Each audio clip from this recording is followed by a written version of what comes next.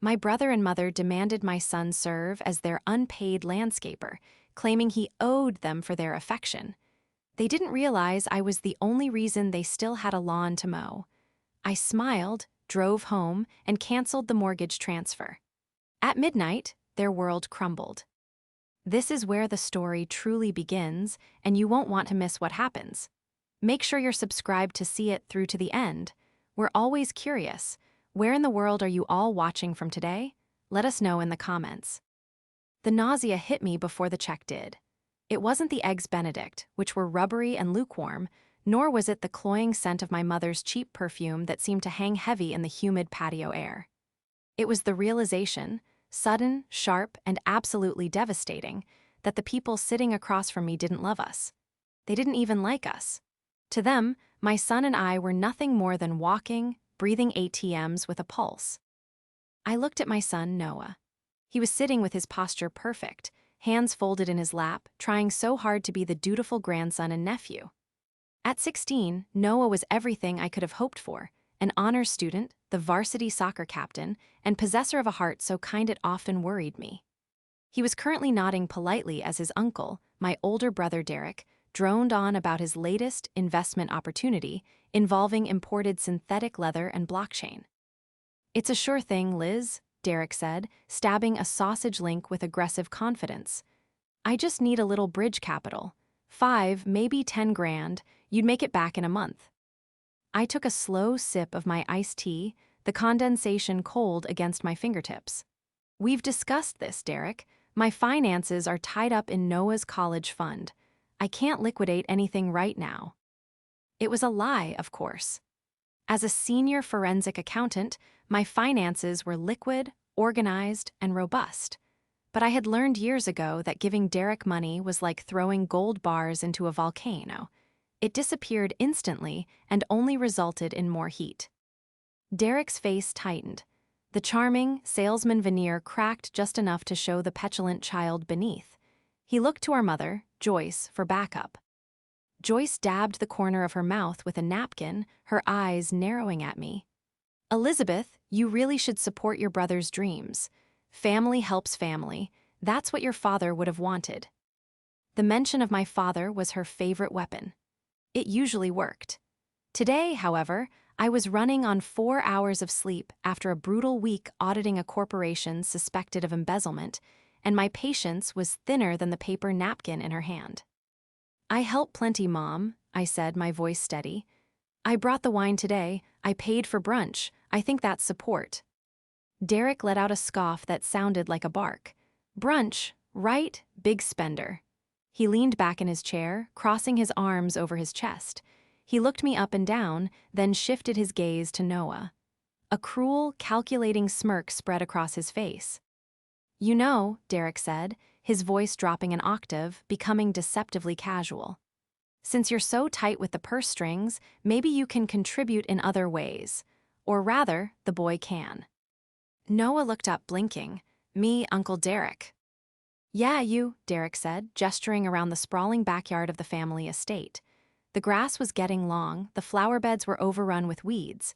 It was a big property, and maintaining it cost a fortune I knew they didn't have. The landscapers quit, said something about late payments, which is a lie, but whatever. "I need this place looking sharp for a potential investor meeting next week. You can come over. Tuesdays and Saturdays, mow, weed, trim the hedges, the works." I felt a spike of adrenaline. "Derek, Noah has soccer practice on Tuesdays and SAT prep on Saturdays. He doesn't have time to be your gardener." "He can make time," Derek snapped, his casual demeanor vanishing. "He's young, he's fit. It'll build character. God knows he needs it, living in that bubble you've built for him." I went to speak to shut this down immediately, but my mother cut me off. She placed her hand over Derek's, patting it soothingly, while glaring at Noah. "Derek is right," Joyce said, her tone final. "Noah is part of this family. He enjoys this house, doesn't he?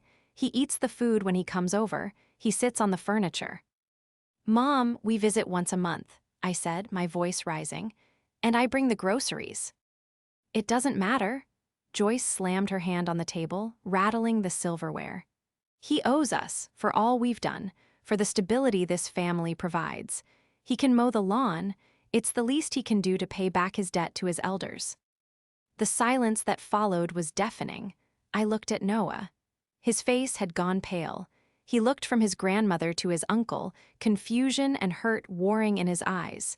He wasn't seeing family anymore, he was seeing creditors demanding payment for a debt he didn't know he had incurred.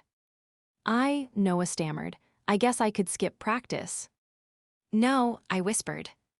See, Derek grinned, picking up his mimosa. Good lad, start this Tuesday, and don't be late, I hate laziness. I looked at them. I looked at Derek, wearing a watch I knew was a fake, sitting in a house he didn't pay for. I looked at Joyce, draped in jewelry I had bought her for Christmas, demanding manual labor from my teenage son.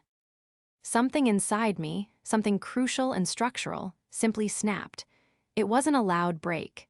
It was the quiet, terrifying sound of a bridge collapsing into the sea. I didn't yell, I didn't flip the table. I just smiled. It was a tight, dangerous smile, though they were too arrogant to notice the difference. Okay, I said softly. Okay, Derek asked, suspicious. Okay, I repeated, if you think that's fair. It's more than fair, Joyce huffed. It's justice. I stood up, signaling Noah to do the same. We have to go, I have some administrative work to catch up on.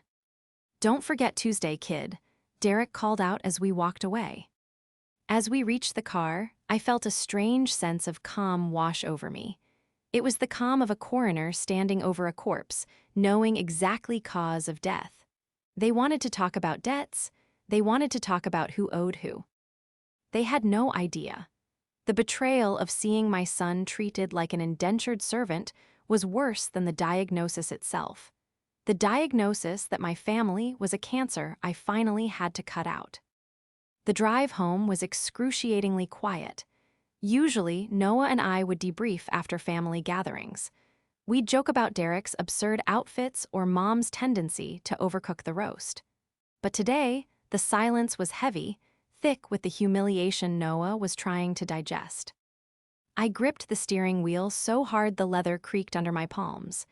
My chest felt tight, a physical manifestation of the rage boiling in my blood. Every time I blinked, I saw Derek smirk. He owes us. Mom, Noah's voice was small, cracking slightly. I glanced at him. He was staring out the window, watching the suburbs blur by. Yes, honey. Do I really have to go over there on Tuesday? Coach said if I miss another practice, I might lose the starting spot. My heart broke for him.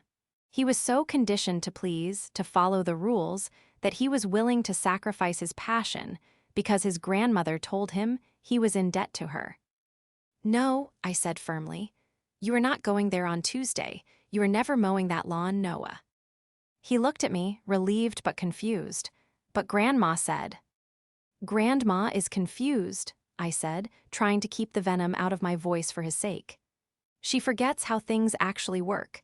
You don't owe them anything, Noah. Not a minute of your time, not a drop of your sweat. But Uncle Derek said I need to pay them back for being family. Uncle Derek is a liar, I said, the words slipping out before I could check them. I took a breath. Noah, listen to me. You are a child. You are my child. Your only job is to go to school, play soccer, and be a decent human being. You do not exist to service their ego or their property. We pulled into the driveway of our modest townhouse. It wasn't a sprawling estate like the one Joyce and Derek lived in. It was half the size, but it was ours. It was clean, it was peaceful, and most importantly, it was paid for with honest work. As we walked inside, my phone buzzed in my purse. I ignored it until I was in the kitchen, pouring a glass of water to wash down 2 aspirin. I pulled the phone out. A text from Derek. Derek, make sure the kid brings his own gloves. I don't want him using mine. And tell him to be careful around the rose bushes. Mom will freak if he tramples them. I stared at the screen. The audacity was breathtaking. He wasn't just asking for a favor, he was managing his new employee. He was treating my son, his own nephew, with less respect than he'd treat a hired contractor. I didn't reply. I couldn't. If I typed what I wanted to say, I would tip my hand. I walked into my home office and sat down at my desk. My workspace was my sanctuary. 3 monitors, a high-speed processor, and access to the kind of financial databases that could reconstruct a person's life from a few credit card swipes. This was my domain. Out there, in the emotional mess of family dynamics, I might have been the doormat. But in here, in the world of ledgers, debts, and liabilities, I was a predator. I woke up my computer. The screens glowed to life, bathing the room in cool blue light. I logged into my personal banking portal. I navigated to the Scheduled Transfers tab. There it was, the entry that had been a permanent fixture in my financial life for 6 years. To First National Mortgage Servicing/reference, J. Harper Estate. Amount, $4,850. Frequency, monthly. Next transfer, today, 11:59 p.m. I stared at the number. Nearly $5,000 a month. That was a vacation. That was a new car. That was Noah's college tuition. For 6 years, I had watched that money leave my account and vanish into the black hole of my mother's vanity, all to keep her and Derek in a house they had no business living in. They forgot one crucial thing. I whispered to the empty room. They thought power came from the loudest voice at the table. They thought authority came from age or gender. But they had forgotten the golden rule of the world they were trying so desperately to pretend they belonged to. He who holds the gold makes the rules. And tonight, the gold was staying right here. To understand why I was shaking as I hovered my mouse over the cancel button, you have to understand the history. You have to understand the carefully constructed lie that was the Harper family legacy. My father had been a good man, but a terrible businessman. When he died 10 years ago, he left behind a massive estate, a heavy mortgage, and very little life insurance. My mother, Joyce, was a socialite who had never worked a day in her life. She defined herself by that house, the columns, the pool, the prestige of the address. To lose it would have been, in her eyes, a fate worse than death. Then there was Derek. Derek was the golden child, the firstborn son. He was supposed to take over the world. But Derek had a fatal flaw. He was lazy. He wanted the CEO lifestyle without the 60-hour work weeks. He bounced from startup to consultancy, each one a thinly veiled scheme that relied on investors he inevitably disappointed. At 40 years old, he had no assets, no credit score, and no shame. He had moved back into the big house, temporarily, 8 years ago and never left. For a long time, I tried to be the good daughter.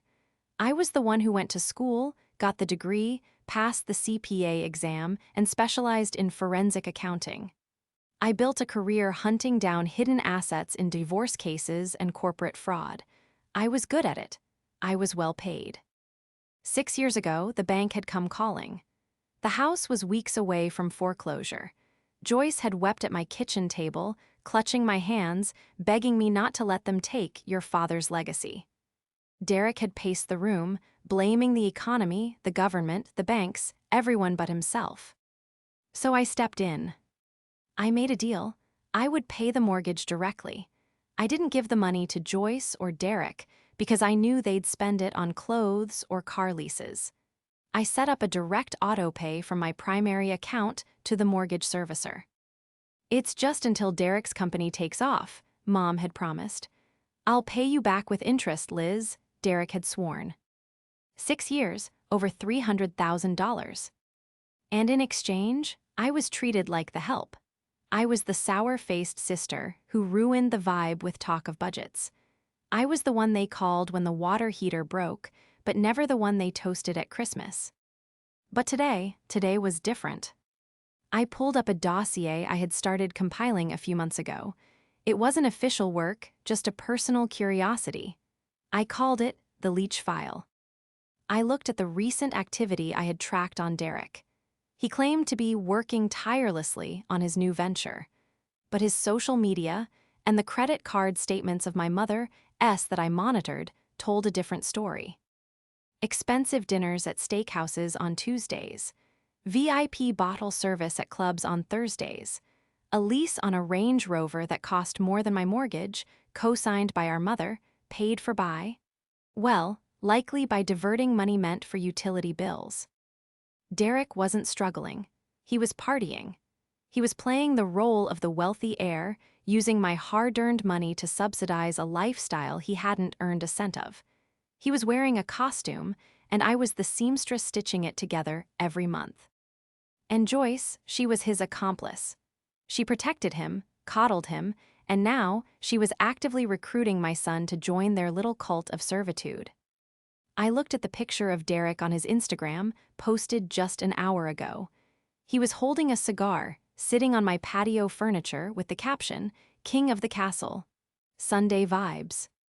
"King of the Castle," I muttered, my voice dripping with disdain. The man was a parasite in a polyester suit.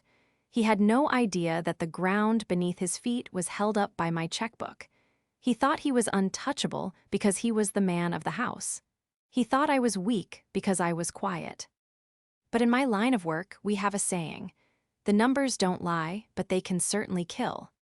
I looked at the clock. 7:45 p.m. The transfer would trigger at midnight. If I didn't stop it, another $4,850 would vanish, and Noah would be expected to mow their lawn on Tuesday. If I did stop it. The mortgage was in Joyce's name. She was the legal borrower, but she had zero income. Derek had zero reported income. If the payment bounced, the bank's automated system would flag the account. Immediately. They were already on a probationary status from the near foreclosure years ago. One missed payment would trigger a default notice. 3 missed payments would trigger acceleration, the bank demanding the full balance. But the immediate effect would be the notification. I knew Joyce had alerts set up on her phone for the account, not that she ever checked them. But Derek? Derek had the banking app on his phone because he often transferred small amounts of her Social Security money to himself. When that payment failed, a red notification would pop up. Transaction failed, insufficient funds. They would panic, they wouldn't know what to do, they would call me. I moved my mouse to the Edit button next to the autopay. I clicked Cancel Series. A confirmation box popped up. Are you sure you want to cancel this recurring payment? This may result in late fees or service interruption. I didn't hesitate, I didn't flinch. I thought of Noah's confused, hurt face when his own grandmother told him he owed her. I thought of Derek's smirk. I clicked Yes. Status canceled. I sat back in my chair, the silence of the room suddenly feeling electric. The trap was set. The safety net was gone. Now, all I had to do was wait for the fall. Monday morning arrived with a silence that felt heavy, like the air before a thunderstorm. I sat in my office at the firm, a glass-walled corner on the 20th floor overlooking the city, but my mind was miles away in the crumbling estate where my mother and brother lived. My phone sat on the desk next to my keyboard, screen up. I was waiting. The notification from my bank had come through at 8:00 a.m. sharp. Scheduled transfer to First National Mortgage Servicing. Canceled by user. The money was still in my account. The mortgage payment was officially late. Now it was a game of chicken. I knew Joyce wouldn't notice. She hadn't looked at a bank statement since 1998. Derek was the wild card. If he was checking the accounts to siphon off gas money or lunch funds from Mom's pension, he would see the red flag. If he was sleeping in until noon, which was his standard operating procedure, I had a few more hours. I needed to use that time. I wasn't just cutting them off, I was preparing for war. In my profession, you never walk into a courtroom or a deposition without knowing exactly where the bodies are buried. I needed to know the full extent of the financial rot Derek had spread through that house. I opened a new case file on my secure drive. I labeled it simply, Project Severance. "All right, Derek," I murmured, cracking my knuckles. "Let's see what you've really been up to." I started with public records. As a forensic accountant, I had access to databases that went deeper than a Google search. I pulled the property records for the estate. The deed was still in Joyce's name. That was good. But then I saw the liens. My heart hammered against my ribs. There wasn't just the primary mortgage I had been paying. There was a second lien filed 6 months ago, a mechanic's lien from a luxury pool installation company. $14,000 outstanding balance. I frowned. The pool hadn't been renovated. It was a green, algae-filled swamp the last time I looked. Why was there a lien for a renovation that never happened? I dug deeper. I pulled the court filings. The contract had been signed by Joyce Harper. I pulled up the digital copy of the signature on the invoice. It was a shaky, looped scrawl. It looked like my mother's signature, but there was a hesitation mark at the top of the J. A hesitation mark I had seen on forged checks in a dozen embezzlement cases. Derek. He had commissioned a pool renovation, likely taken the deposit or the refund for materials, and never paid the contractor.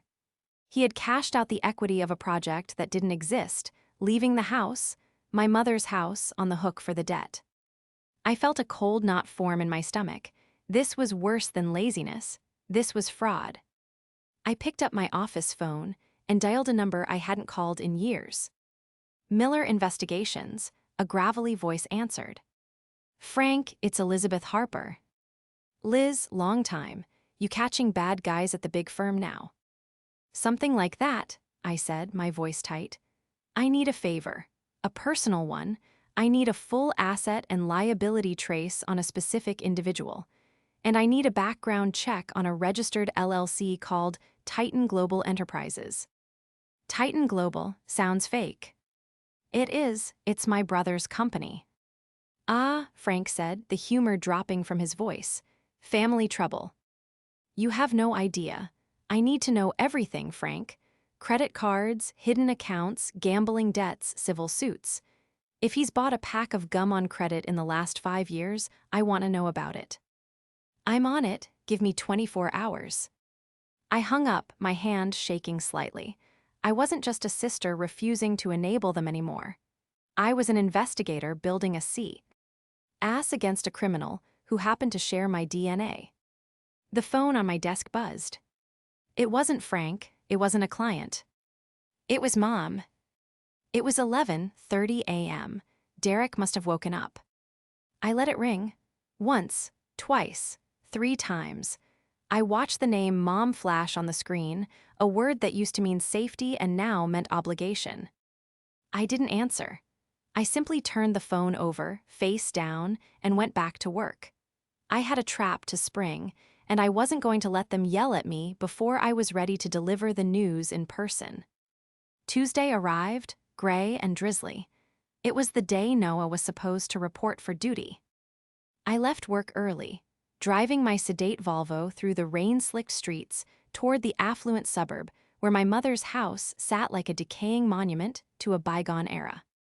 My phone had been blowing up for 24 hours, 37 missed calls from Joyce, 12 text messages from Derek, ranging from call Mom now to we need to talk about the bank error.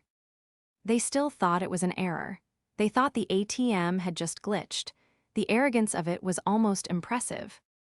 I pulled into the long, winding driveway. The grass was indeed long, tufts of weeds poking through the gravel. The hedges were overgrown, clawing at the sides of the house like desperate fingers. I parked the car. I saw the front curtain twitch. Before I could even reach the steps, the front door flew open. Derek stood there. He was wearing a silk bathrobe that had seen better days and holding a coffee mug that said boss. He looked past me, scanning the driveway. Where is he? Derek demanded, not even bothering with a hello. Where's the kid? The rain is letting up. He can get the edging done at least. I walked up the steps slowly, my heels clicking on the slate. I stopped 2 feet from him. I was 5'6" and he was 6'1", yet for the first time in my life, I felt like I was the one looking down. Noah isn't coming, Derek, I said, my voice calm, professional, devoid of the sisterly warmth I used to force. What do you mean he's not coming? Derek spat, his face flushing red. We had a deal. Sunday brunch, you agreed. I agreed to do what was fair, I corrected him. And I decided that my son being your indentured servant wasn't fair. Fair, Derek laughed, a harsh, grating sound. You want to talk about fair? Fair is family helping family, which reminds me you need to fix the bank thing. Mom's been hysterical all night. The mortgage payment bounced. Some glitch on your end. He held out his hand, palm up, as if expecting me to hand him cash right there. Just write a check today. I'll run it to the bank for her.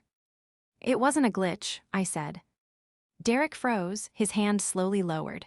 What? I canceled the payment, Derek. I went into the portal and I clicked cancel. The color drained from his face, leaving him a sallow, sickly gray.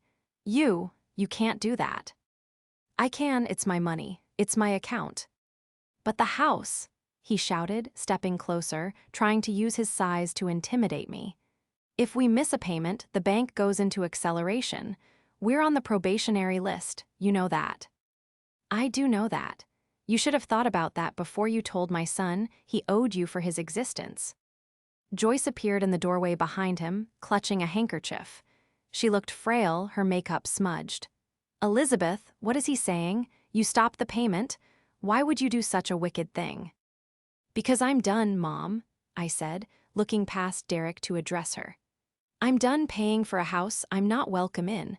I'm done funding a lifestyle for a brother who treats my son like a landscaper. He's your brother, Joyce wailed. He's having a hard time. He just needs a little more time for his investments to mature. His investments? I laughed, a cold, sharp sound. I reached into my bag and pulled out a single sheet of paper, the printout of the mechanic's lien for the phantom pool. I held it up. Is this the investment, Derek? The $14,000 you stole from the pool company? Or maybe it's the fact that you forged Mom's signature on the contract. Derek's eyes bulged. He snatched at the paper, but I pulled it back. I didn't steal anything, he stammered, sweat beading on his upper lip. That was a misunderstanding. The contractor was a crook. I'm suing him.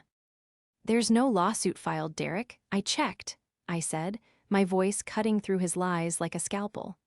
There is, however, a lien on this house. A house that is now 1 month behind on its mortgage. A house that has zero equity left because you've drained it all. Joyce looked between us, her hands trembling. Derek, what is she talking about? What pool? She's lying, Mom, Derek yelled, his voice cracking. She's jealous. She's always been jealous of me. She wants us on the street so she can feel superior. He turned back to me, his face twisted into a mask of pure malice. You fix this, Liz. You fix thy. Right now, or I swear to God. Or you'll what? I stepped closer, entering his personal space. You'll fire me. You'll cut me out of the will. There's nothing left to cut me out of, Derek. You spent it all. I turned to walk away. If you walk away, Derek screamed at my back, don't you ever come back, you are dead to us. I paused at the car door. I looked back at the rotting house, the overgrown lawn, and the two people standing on the porch, one a predator, one a willing victim. I know, I said, that's the point. I got in the car and drove away. My hands were shaking, not from fear, but from the adrenaline of finally, after 42 years, saying the words that needed to be said.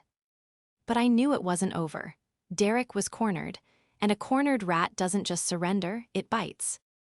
The silence lasted exactly 3 hours. By 6:00 p.m. that evening, the assault began. It started with text messages to Noah. Uncle Derek, your mother is having a mental breakdown. She's trying to make Grandma homeless. You need to talk sense into her. Uncle Derek, I know you're a good kid. Don't let her ruin the family. Call me.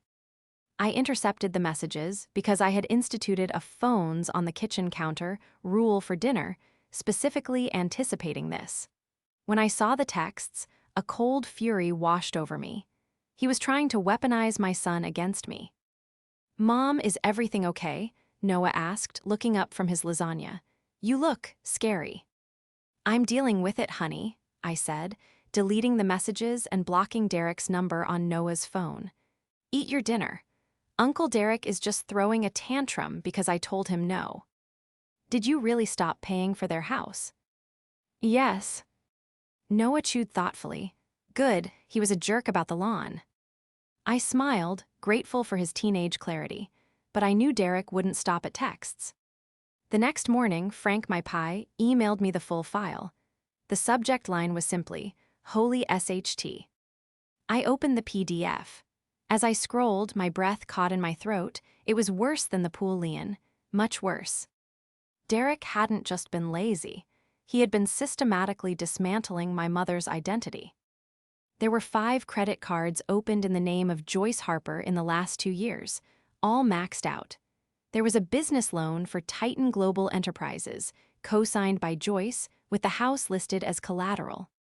And then, the smoking gun, a power of attorney document filed 3 years ago at the county clerk's office. I zoomed in on the signature.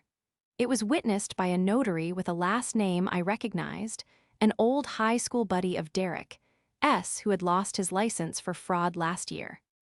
The power of attorney gave Derek full control over Joyce's medical and financial decisions if she was deemed incapacitated. But the frightening part was the appendix attached to it, a transfer of deed document that had been prepared but not yet filed. He was planning to sell the house. He wasn't trying to save the family home. He was preparing to sell it out from under her, pocket the equity, if any remained after the liens, and likely vanish, leaving her homeless and destitute. I printed the documents. The stack was thick, heavy with betrayal. Then my receptionist buzzed me. "Elizabeth, your brother is here. He's making a scene." My blood ran cold. He had come to my workplace. I walked out to the lobby. Derek was there, wearing a suit that was too tight, shouting at the security guard. He looked desperate, his eyes wild. "I need to see her. She's stealing my mother's money," Derek yelled, pointing a finger at the receptionist. "Derek," I said, my voice cutting through the lobby. He spun around. You froze the accounts. I tried to buy gas today and the card was declined." "I didn't freeze anything," I said, walking toward him, flanked by 2 security guards. "I just stopped filling the bucket you've been punching holes in." "You need to restart the transfer," he hissed, lowering his voice as he saw the guards. "Mom is a wreck. She's sick, Liz. The stress is killing her. If she has a heart attack, it's on you." "If she has a heart attack," I said, holding up the file I had brought with me, "it will be because she finds out you opened 5 credit cards in her name and maxed them out on online gambling and business trips to Vegas." Derek's jaw dropped. You don't know that." "I know everything. I have the credit reports. I have the transaction logs. And I have the power of attorney you forged with that crook notary friend of yours." I stepped closer, slamming the file against his chest. He instinctively grabbed it. "This is a copy," I said. "The originals are in a safe deposit box, and another copy is with my lawyer." "You're bluffing," he whispered, but his hands were shaking so hard the papers rattled. "Am I? Here, what's going to happen. You are going to leave.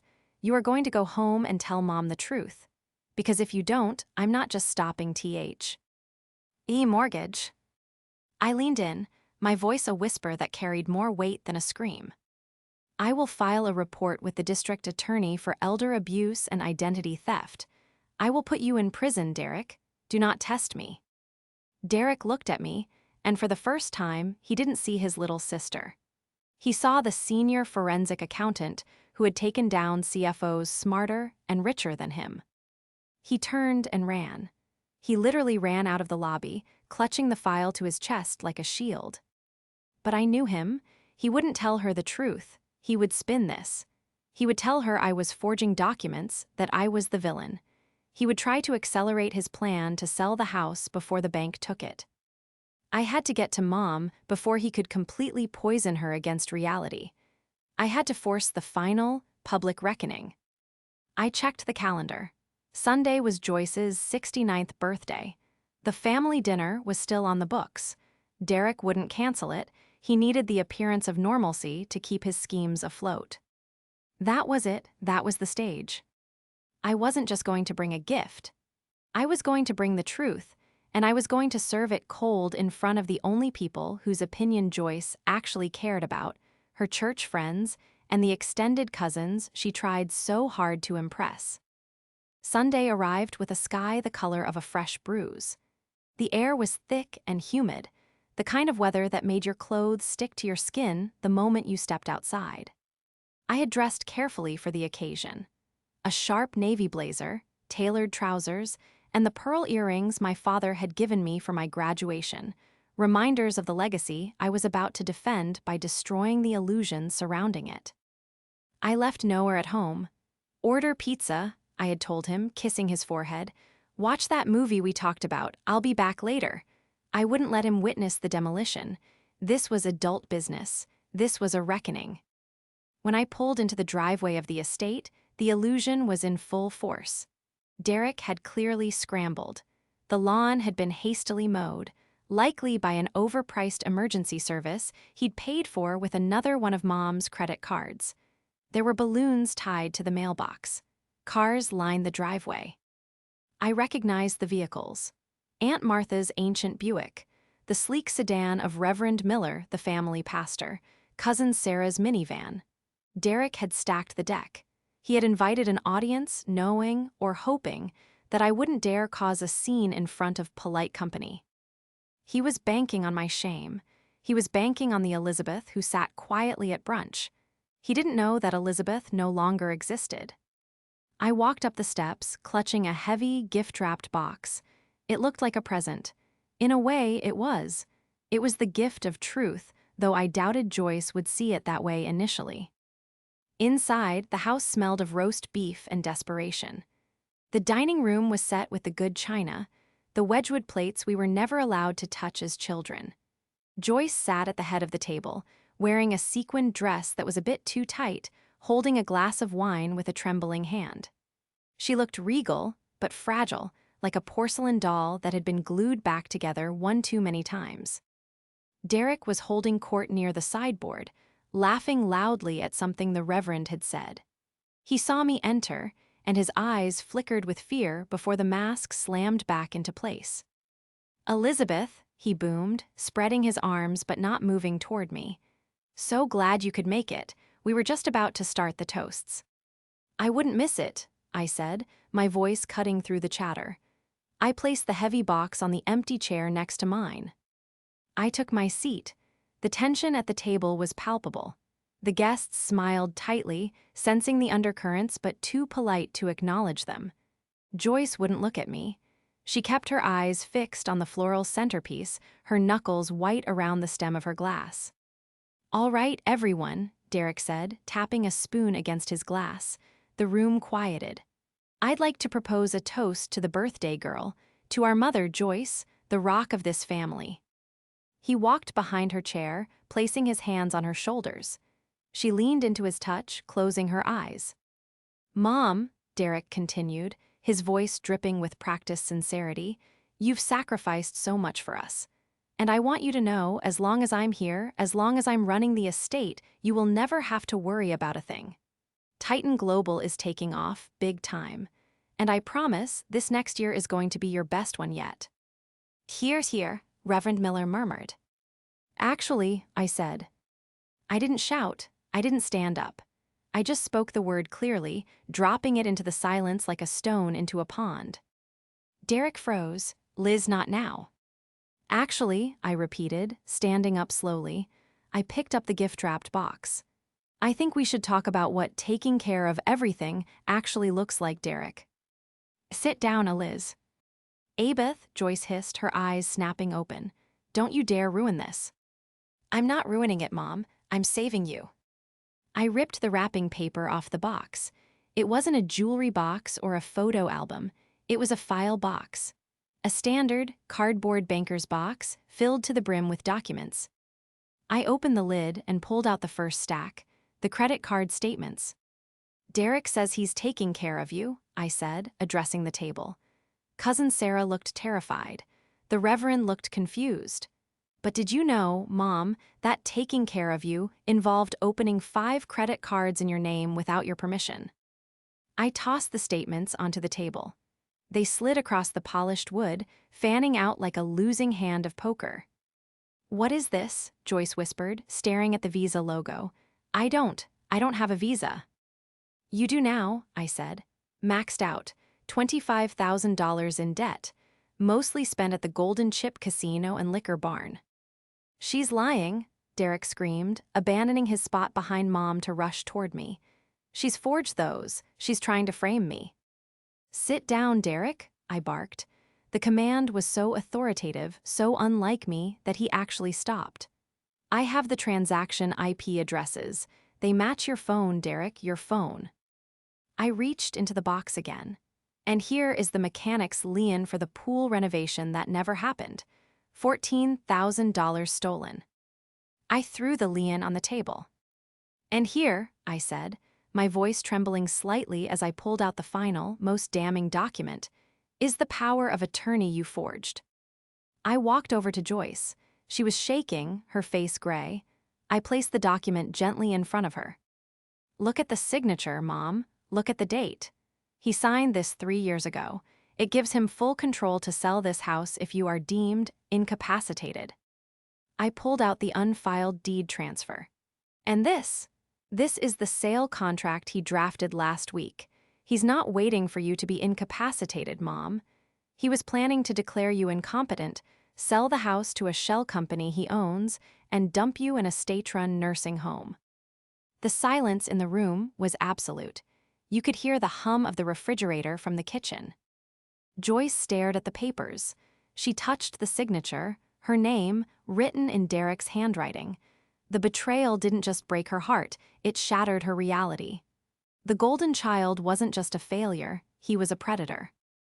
"Derek," she whispered, it was a small, broken sound. "Is this true?" "Mom, listen to me," Derek pleaded, sweat pouring down his face. "It's complicated, the business needs liquidity.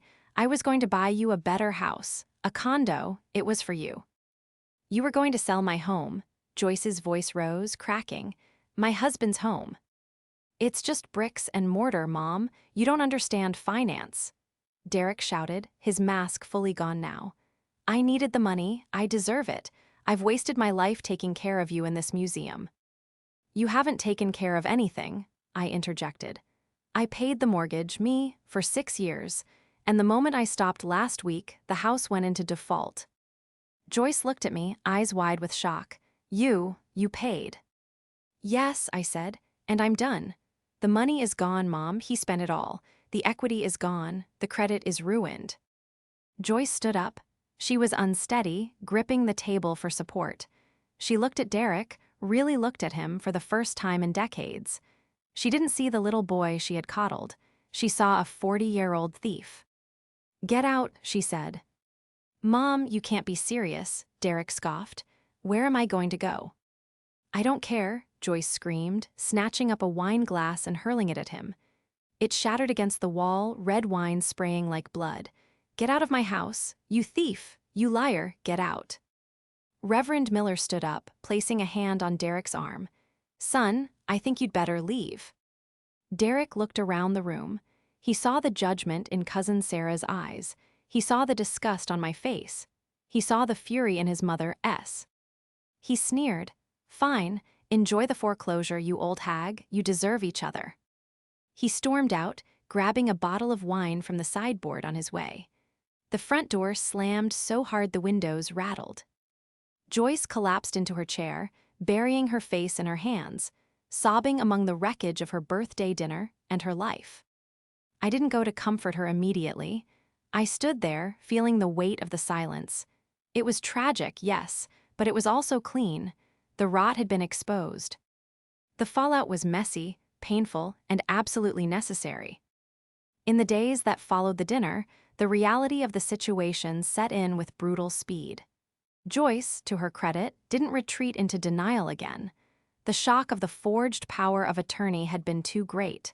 For the first time, she listened to me. We spent weeks with lawyers and police officers.